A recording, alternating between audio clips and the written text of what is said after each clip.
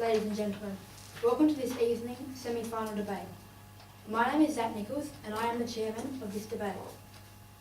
The timekeeper is Susie. The debate will be judged by a panel of 3 adjudicators who are Mr. David Morton, Miss May Ching and Michelle Soughton.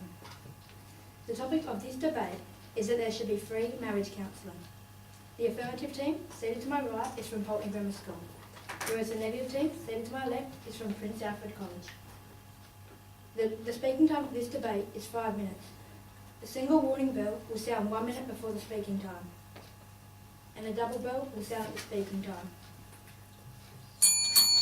Please ensure that your mobile phone is switched off. I declare this debate open and call upon the first affirmative speaker, Joshua Nichols.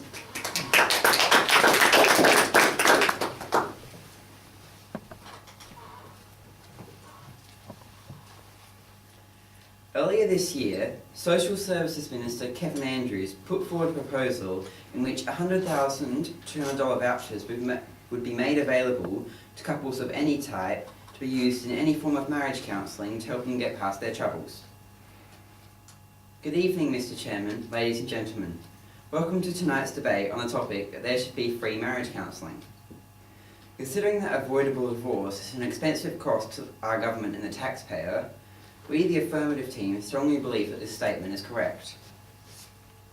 Ladies and gentlemen, tonight's topic states that there should be free marriage counselling, in which free would mean without cost, payment or charge, and marriage counselling would mean a type of psychotherapy for a married couple or established partners that tries to resolve problems in a relationship. But ladies and gentlemen, these are theoretical definitions of the topic. We believe that tonight's debate is not a theoretical debate. We believe that it's a practical debate. So we would like to define the topic on the proposal put forward by Kevin Andrews, in which 100,000 couples as in any 2 people together, married or not, and not necessarily straight, have the option to receive a $200 voucher for marriage counselling, as in any form of counselling that will help their relationship in order to try and solve any issues that they may have. We believe this model proposed by Kevin Andrews to not be a perfect solution, but to be the first step in improving our social society. Today, I have 2 points to speak to you about. My first point is about the history of marriage counselling in Australia and the importance of introducing a free model. My second point is on the model of marriage counselling in Australia currently and the importance of it.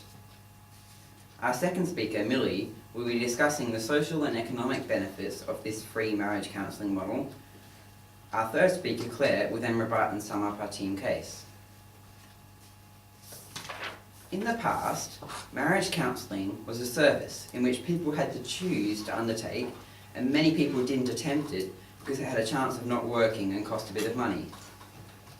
This all began to change with the 1961 Marriage Act, which made it compulsory for civil celebrants to refer couples to marriage counselling before a marriage could be allowed. And this act still stands to this day. Since that act, governments around Australia have recognised the importance of the civil celebrants referring people to marriage counselling. But it was still an extra cost that many couples were either unable or unwilling to spend on this service. Approximately 50,000 divorces occur in Australia every year. A recent report published in the Journal of Marital and Family Therapy found that counselling helped 7 out of 10 couples to find greater satisfaction in their marriage, lowering the conflict levels and further preventing divorce.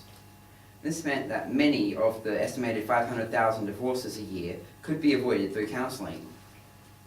This would affect both the economy and the social system, as our second speaker, Millie, will talk about. So now, to my second point, which is on the model of marriage counselling in Australia currently and the importance of it.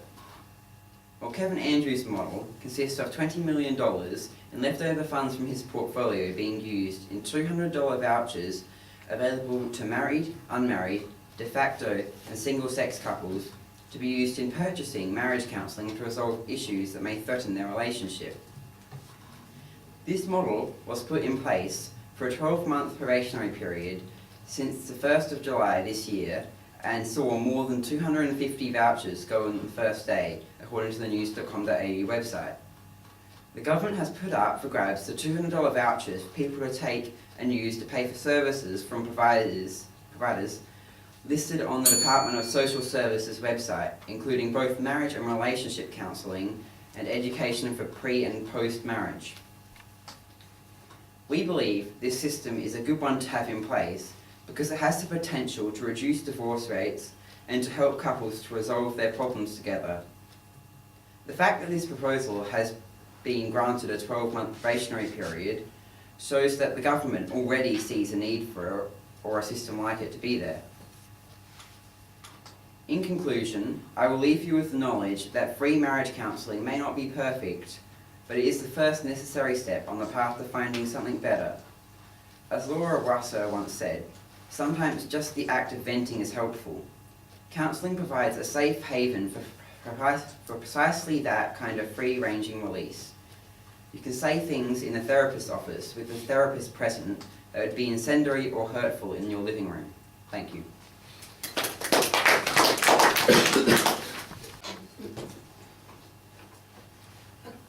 I call upon the first negative speaker, Peter Mortiz.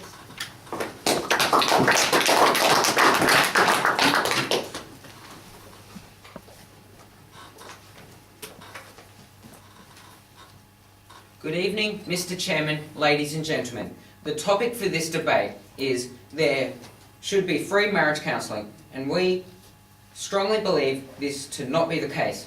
We agree with our opposition's definition. Before I signpost our team's case, we need to rebut the points made by the first speaker.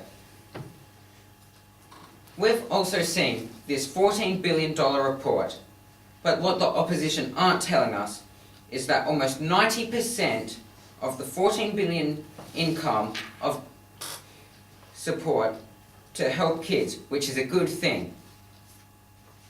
Well, what a surprise that the groups that stand to make the most money of this are the ones quoting the greatest benefits of counselling. According to PsychCentral.com, of the top 5 reasons for a long marriage, not one was we went to counselling. Now to my team's case. I will argue that there should not be free marriage counselling because it can do more harm than good, people don't value free services, and we cannot afford more middle-class welfare at a time of budget emergency. Sheila, our second speaker, will be arguing that marriage counselling is ineffective according to independent researchers, and the fund should be used to improve the relationships other than the means of marriage counselling. And William, our third speaker, will rebut our opponents and summarise our team's strong propositions. Now to my first point, that counselling can do more harm than good. Unlike our opponents, who put forward data from interest groups, we will quote the independent Australian Institute of Family Affairs, who reported in 2012 that there is very limited evidence of the effectiveness of marriage counselling. The Journal of Consulting and Clinical Psychology in 2011 found that over 52% of clients reported that their marriages had not improved or had worsened in the 5 years following counselling.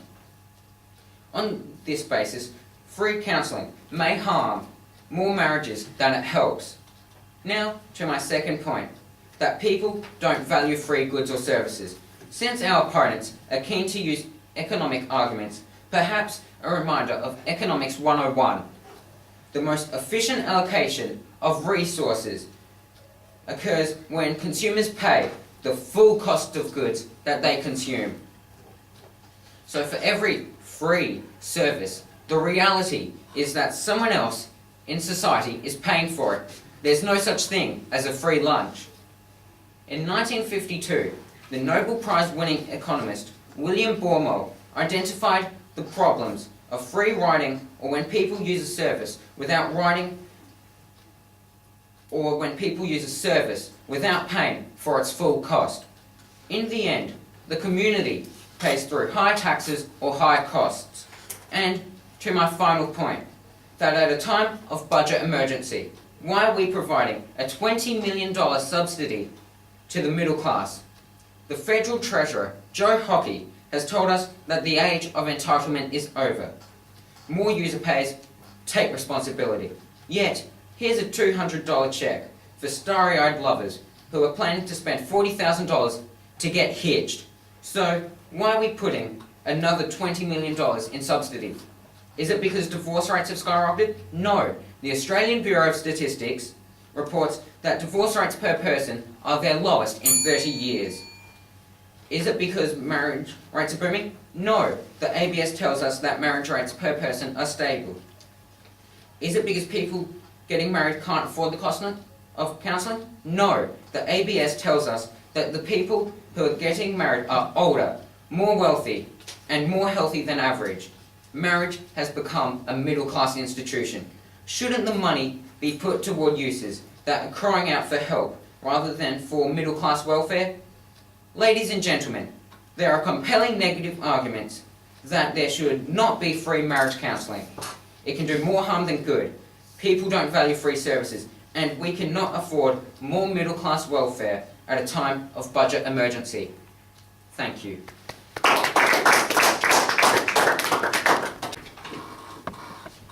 call upon the second affirmative speaker, Millie Hanlon.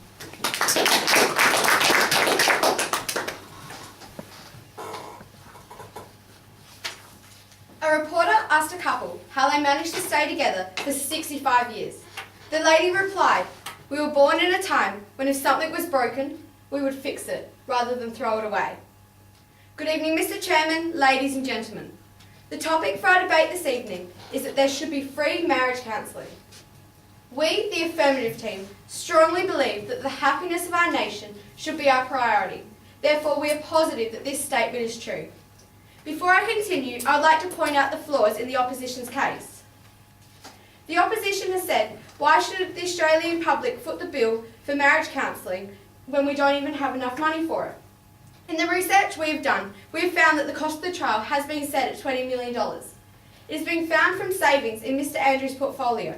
It's a large sum of money, but one that Mr Andrews and we, the affirmative team, believe to be an investment in the future of Australia, in the future happiness of Australian couples and all stakeholders around them, including children.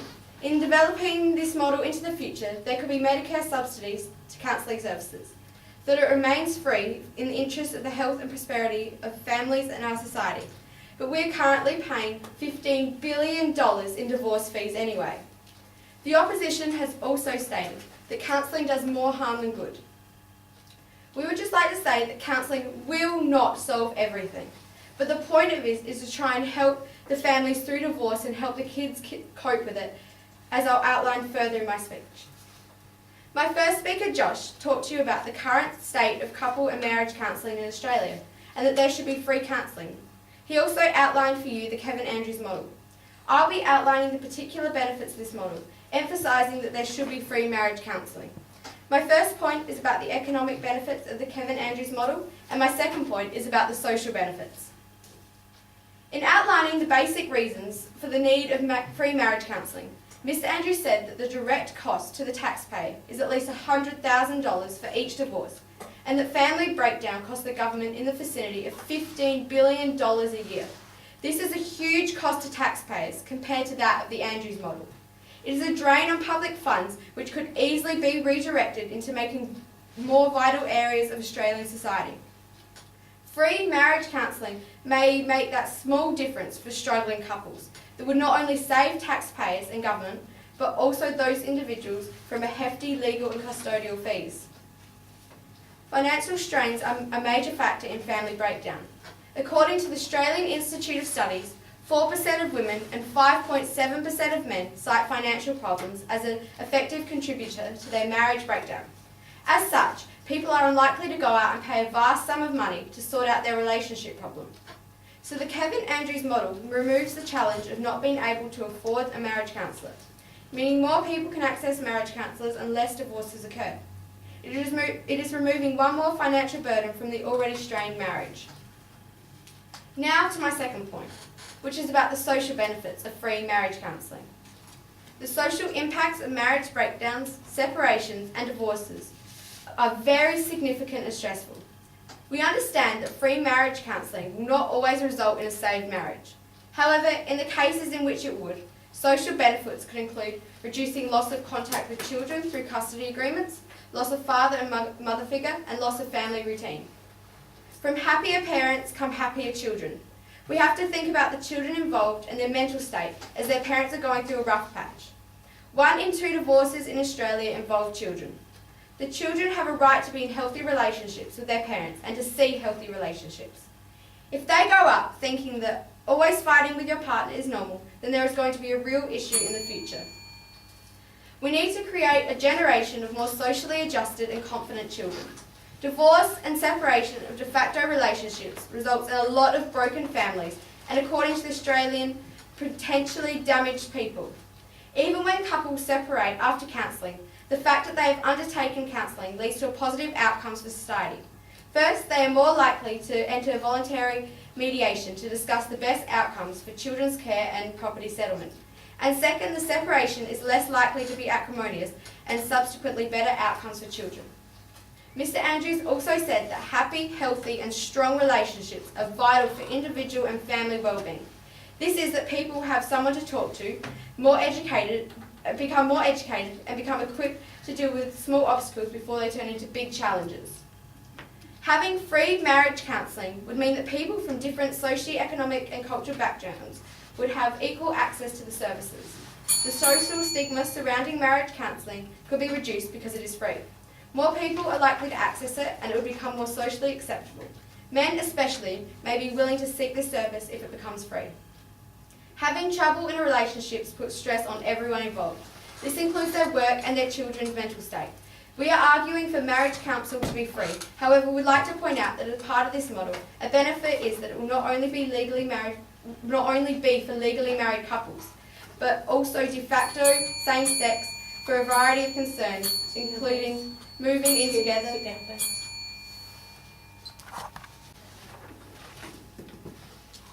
I call upon the second negative speaker, Keely Coleman.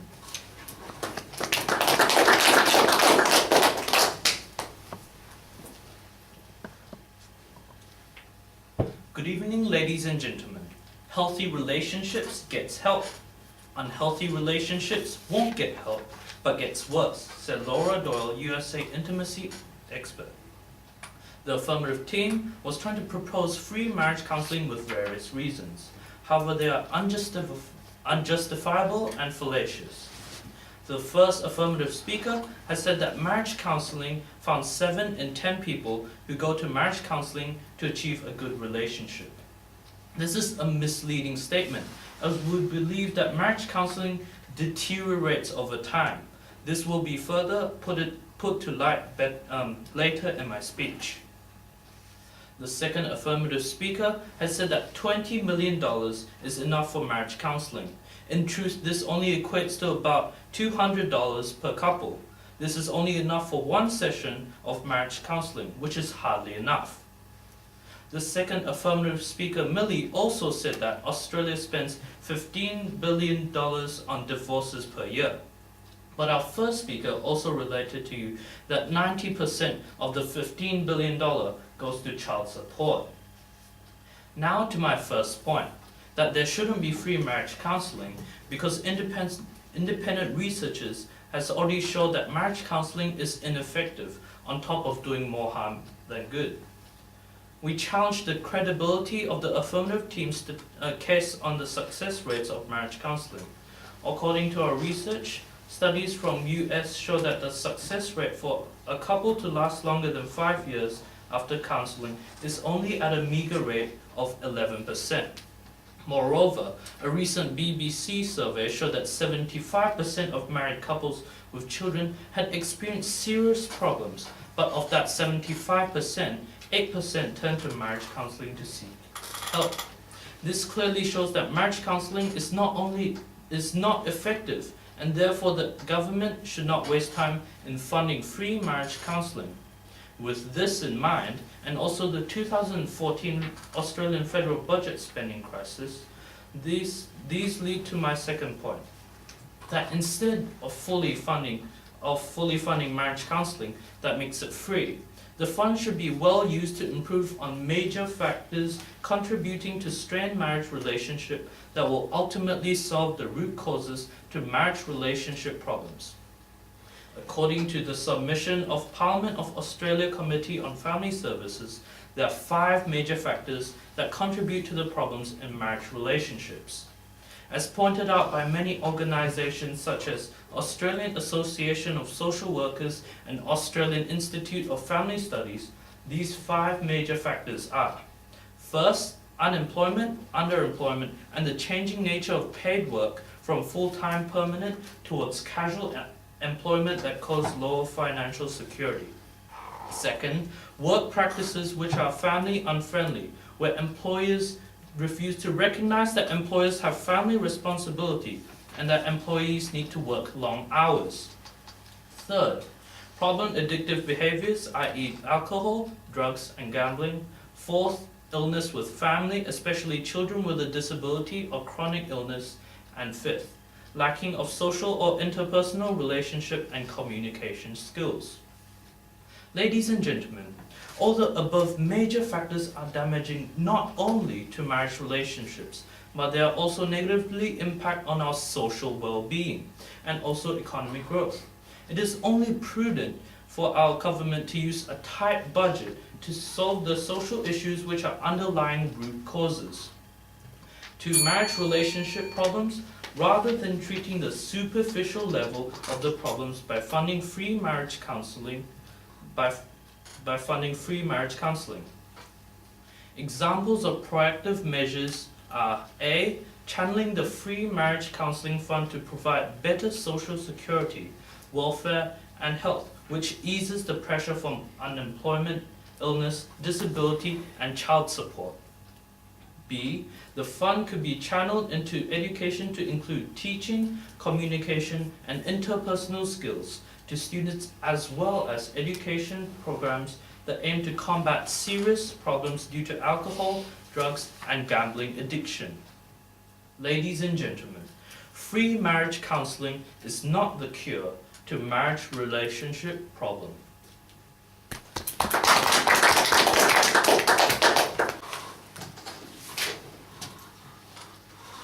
I call upon the third affirmative speaker, Glenn Lark.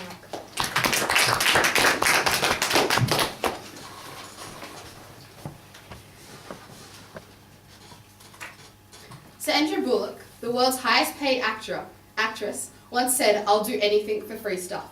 And let's face it, so would every man in his dog. And what if getting free stuff meant that you could potentially fix any problems in your marriage and hopefully stop a divorce? It'd be like killing 2 birds with 1 stone, and that's the plan. Good evening, Chairman, adjudicators, opposition, ladies and gentlemen. The topic for our debate tonight is that there should be free marriage counselling. We, the affirmative team, strongly agree with this statement. But before I recap and summarise my team's case, I would like to point out some flaws in the opposition's case.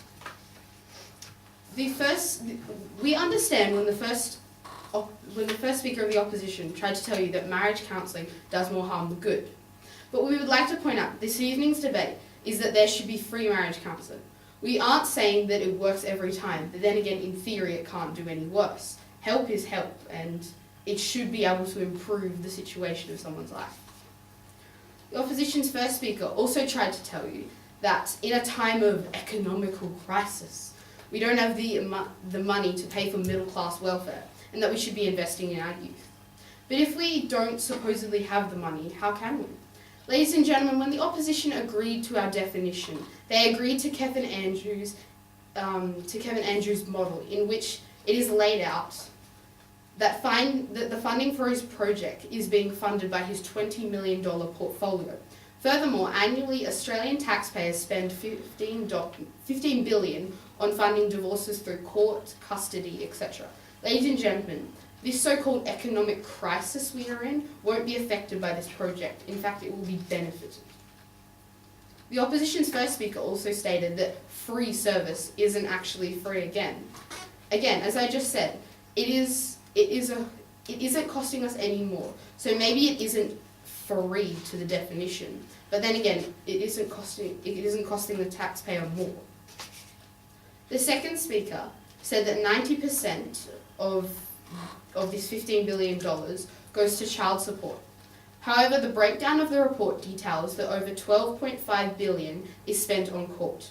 And furthermore, is it bad that we are spending money on our kids? According to the Australian Bureau of Statistics, over 48% of divorces involve kids, and over half involve two of them. Ladies and gentlemen, if the kids are caught in the middle of this divorce, shouldn't we be trying to help them through it as well? It is their lives that are affected too, not just the adults. The opposition has also stated that marriage counselling is not effective.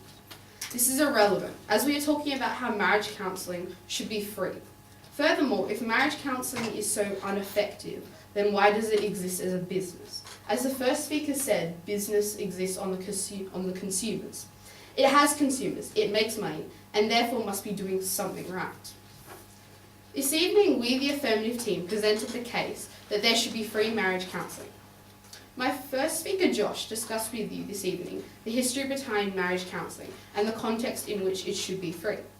He also outlined the current model proposed by Kevin Andrews for free marriage counselling, with the $200 vouchers for $100,200 vouchers, and how it is supported by the government as a temporary arrangement.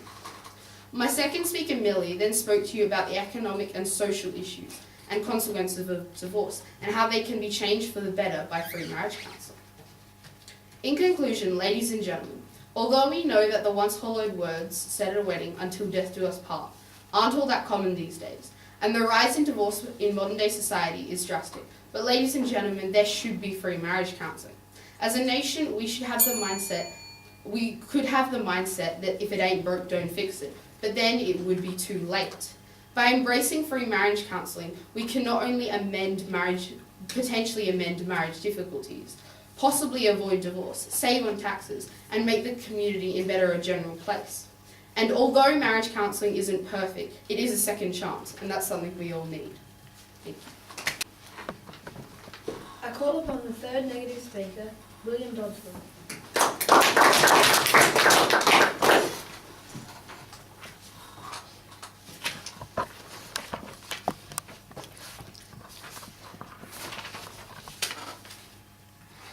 Good evening, Chairperson, Opposition and audience.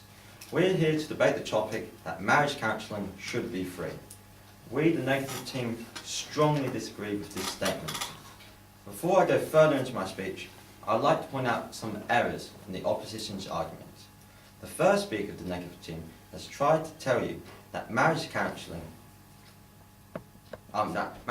before actually being married reduces the rate of divorces. This is entirely wrong, because before you get married, most of the problems in the relationship do not occur. Because really, who gets married in an unhealthy relationship? The opposition team has also tried to tell you that there is successful programming already in the works. While this may be true, as my first speaker said, there is no room in Australia's budget for middle-class welfare. And these programs only increase Australia's budget. Eventually, in the next round of budget cuts, these programs are the first to go.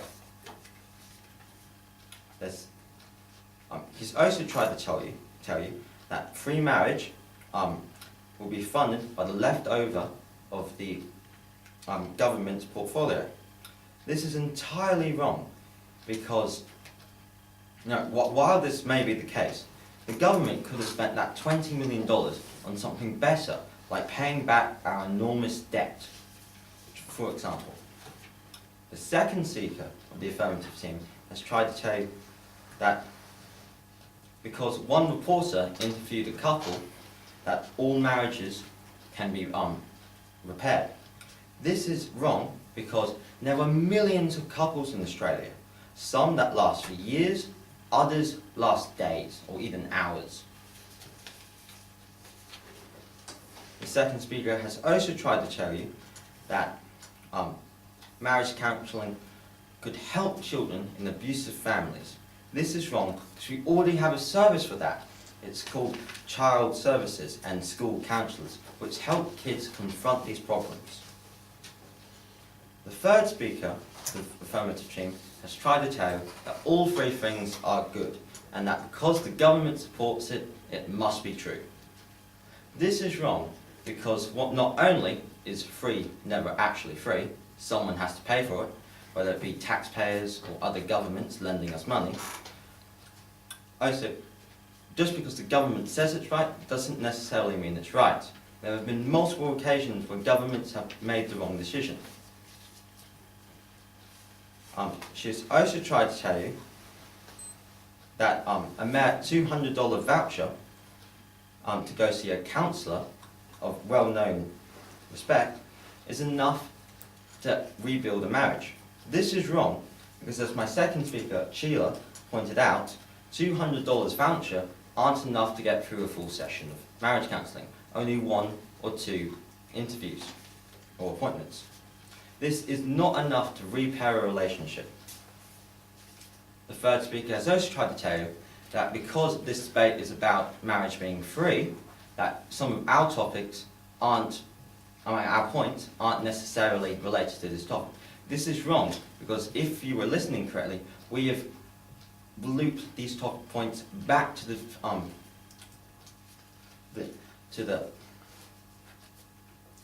moving on. The negative team has also tried to tell you that marriages can replace can suck up the divorce rate with alarming speed. This is wrong because, as our second speaker Sheila pointed out, marriages can easily fail with help of marriage counselling. Our first speaker, now moving on to my debate, our first speaker, Peter, has told you about how marriage counselling can do more good than bad. He has shown this through using multiple sources, such as the Australian Institute of Family Affairs. He's also told you about how people don't value free services. He's used a wide range of examples for this. And he's also told you about how we cannot afford a middle-class welfare in this budget emergency. He's shown many facts to support his arguments. Our second speaker, Sheila, has spoke to you about how marriage counselling is ineffective, and as independent research has shown. He's also spoke to you how the money spent on free marriage counselling can be used on better alternatives, such as the debt or other welfare. So, Chairman, Opposition and members of the audience, as you can clearly see through all the strong evidence that we and my team have shown to you today, that Australia should not have free marriaging because A, it is misallocation of funding, B, it's a simply not an effective way to stop divorces, and C, free and simply free. Thank you and good night.